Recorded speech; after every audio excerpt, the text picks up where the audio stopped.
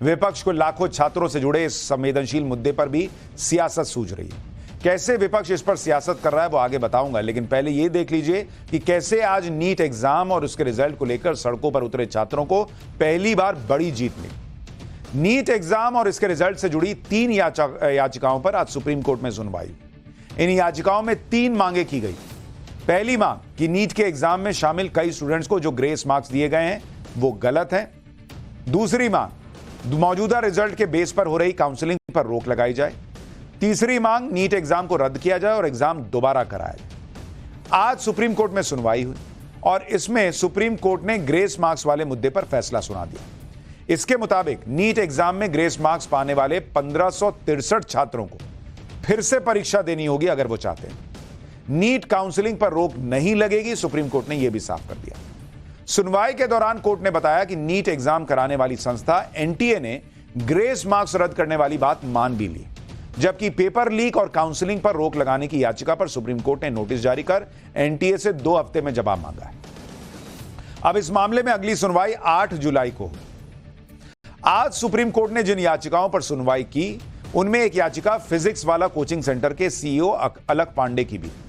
अलक पांडे ने कहा कि एनटीए ने सुप्रीम कोर्ट में मान लिया कि ग्रेस मार्क्स देने का फैसला गलत था। अलक पांडे का कहना है कि पेपर लीक और दूसरी गड़बड़ियों की लड़ाई अभी जारी है। सुप्रीम कोर्ट के फैसले पर अलक पांडे को सुनिए, फिर आपको नीट एग्जाम पर सुप्रीम कोर्ट के फैसले के बाद उठ रहे सवाल और उनके जवाब भी बताता हूं। इसमें मेरे कुछ पॉइंट्स हैं, 3 पॉइंट्स हैं मेरे। सबसे पहला पॉइंट ये है कि आज एनटीए 7-8 दिन बाद आके माननीय सुप्रीम कोर्ट के सामने खुद एग्री करता है कि ग्रेस वाला जो पूरा हमने जो किया है ये गलत है, इसको हटा देते हैं। कहीं ना कहीं एग्री किया। सवाल ये उठता है ग्रेस दे के क्या उन्होंने खुद बताया था? नहीं बताया था। जब हमने 719 स्कोर पकड़ा 720 तब बताना। तो क्या एनटीए और भी ऐसे बहुत चीज़ें करता है जो हमें पता नहीं चलती? क्या और डिस्पेरेंसीज है जो एक बार हमें अंदर घुस के देखनी चाहिए? ये तो पकड़ा गया 719 720 से, क्या ऐसे और भी मामले हो सकते हैं? तो कहीं ना कहीं ट्रस्ट का इश्यू है। दूसरा बात, उन्हीं बच्चों को ग्रेस मिला था और उन्हीं को री एग्जाम की अपॉर्चुनिटी मिल रही है जो माननीय हाईकोर्ट पहुंचे थे एग्जाम के बाद कि उनका समय का नुकसान हुआ है। बहुत सारा बच्चा माननीय हाईकोर्ट नहीं गया क्योंकि किसी को नहीं पता कि बाद में ग्रेस नंबर मिलते हैं, पहले कभी नहीं हुआ। और 18 साल के बच्चे को नहीं पता है कि मुझे पेपर लिखने के बाद अब हाईकोर्ट जाना होता है। तो मुझे लगता है यहाँ पे राइट टू इक्वालिटी का वायलेशन है। तीसरी बात, पेपर लीक का जो मुद्दा है वो ओपन है, उस पर सुनवाई होती रहेगी। और आज माननीय सुप्रीम कोर्ट में जजेस ने खुद बोला कि मान लेते हैं काउंसलिंग हो गई, मान लेते हैं एडमिशन भी हो गया और तब कुछ प्रूफ होता है तो we have all the parts to revert everything. NEET से जुड़ी याचिका पर सुप्रीम कोर्ट के फैसले के बाद कई लोग कंफ्यूज भी कि अब आगे क्या होगा। लोगों के मन में कई सवाल उठ रहे हैं। ऐसे ही कुछ सवाल और उनके जवाब आपको बता देता हूं। पहला सवाल जो कई लोगों के मन में है कि क्या नीट की परीक्षा रद्द होगी? एनटीए का जवाब है कि अभी परीक्षा रद्द नहीं होगी, कोर्ट ने भी ऐसा नहीं कहा। सवाल यह है कि ग्रेस मार्क्स वालों का क्या होगा? एनटीए का जवाब है कि ग्रेस मार्क्स खत्म होगा और दोबारा ऐसे जो 1563 छात्र हैं उनकी फिर से परीक्षा होगी। तीसरा सवाल, ग्रेस मार्क्स वाले परीक्षा नहीं देंगे तब क्या होगा? क्योंकि उनको ऑप्शन भी है कि आप चाहिए तो फिर से परीक्षा दे दीजिए, चाहिए तो नहीं दीजिए।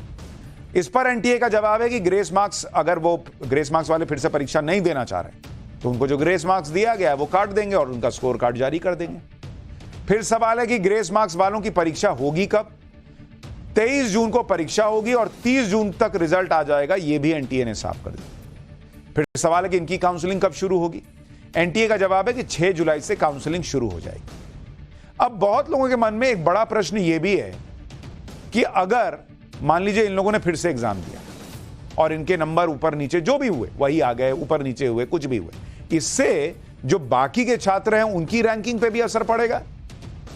क्योंकि भाई किसी को मान लीजिए 650 आया है तो उसकी वजह से बाकियों का भी तो रैंक ऊपर नीचे हुआ है ना। अब वो 650 वाला मान लीजिए 715 हो गया फिर से एग्जाम देके, या 510 हो गया, जो भी हो गया, मतलब एक एग्जांपल दे रहा हूं, तो औरों के रैंक पे भी तो असर पड़ेगा। उसका क्या होगा?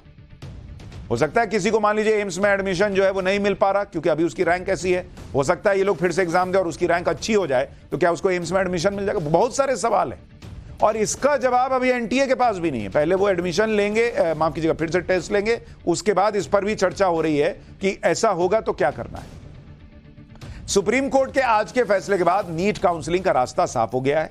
हालांकि सुप्रीम कोर्ट के फैसले से छात्र संतुष्ट नजर नहीं आ रहे, उन्हें अपना भविष्य अधर में लटका दिख रहा है। वो दोबारा एग्जाम कराए जाने की मांग कर रहे हैं क्योंकि इस बार मेडिकल कॉलेजेस में एडमिशन के लिए कट ऑफ काफी ज्यादा हाई हो चुका है।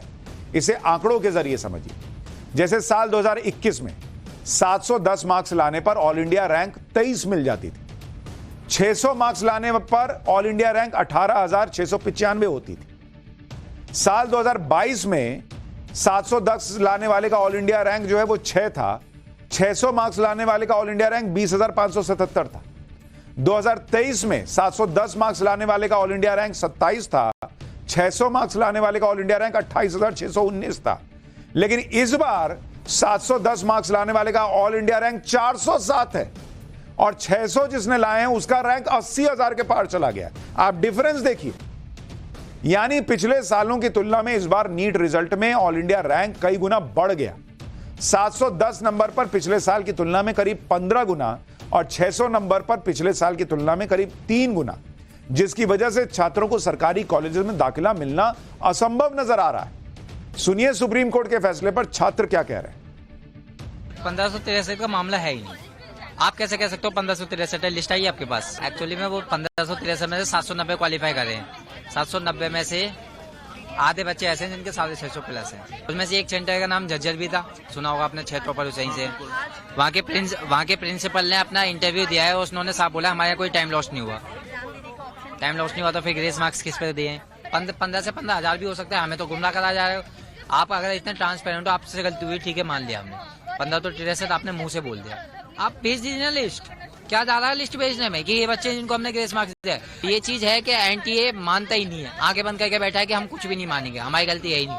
बस गलती हम लोग ये है कि हम लोग पैसों से एग्जाम नहीं खरीद सकते। आपने सिर्फ ग्रेस मार्किंग वाली चीज को क्यों देख रहे हैं? आप जो पेपर लीक हुआ उस बात पे क्यों नहीं एक्शन ले रहे हैं? मेन इशू तो लेकिन कोई सबूत कोई मिला नहीं पेपर लीक का प्रूफ के साथ। क्यों नहीं? अब 12 लोग जो अरेस्ट कर रखे हैं आपने बिहार में, वो बिन वजह अरेस्ट कर रखे। छात्रों की जितनी भी बातें वो ऐसे ही नहीं है। दरअसल नीट के नतीजों पर सियासत भी हो रही है। ग्रेस मार्क्स रद्द करने के फैसले पर कांग्रेस अध्यक्ष मल्लिकार्जुन खड़गे ने कहा कि नीट परीक्षा में केवल ग्रेस मार्क्स की समस्या नहीं थी, धांधली हुई है, पेपर लीक हुआ है, भ्रष्टाचार हुआ है। कांग्रेस अध्यक्ष ने कहा कि नीट परीक्षा में बैठे 24 लाख छात्र छात्राओं का भविष्य मोदी सरकार के कारनामों से दांव पर लग गया है।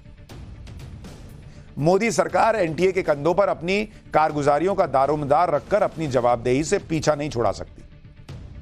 पूरे नीट घोटाले की कांग्रेस पार्टी सुप्रीम कोर्ट की निगरानी में निष्पक्ष जांच की मांग करती है। खड़गे के ट्वीट पर केंद्रीय शिक्षा मंत्री धर्मेंद्र प्रधान ने जवाब देने में देर नहीं लगाई। धर्मेंद्र प्रधान ने भी ट्वीट किया कि नीट परीक्षा मामले में एनटीए माननीय सुप्रीम कोर्ट के निर्देशों का पालन करते हुए उचित कार्रवाई करने को कटिबद्ध है।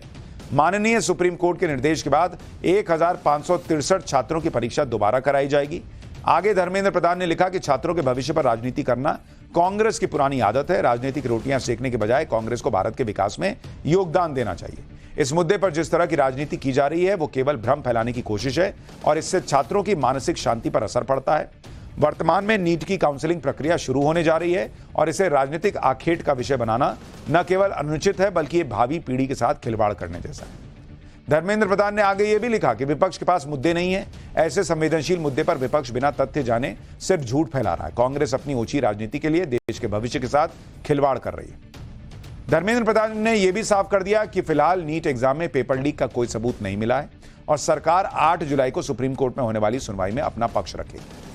विपक्ष भले इस मामले में जो भी कहे, लेकिन सरकार का कहना है कि छात्रों के भविष्य के साथ खिलवाड़ नहीं होने दिया जाएगा।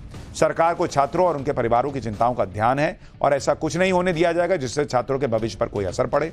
लेकिन छात्रों को लगता है कि अभी भी उनके साथ न्याय हुआ नहीं है, क्योंकि अभी भी उनके मन में कई सवाल हैं जिनके जवाब मिलने बाकी हैं।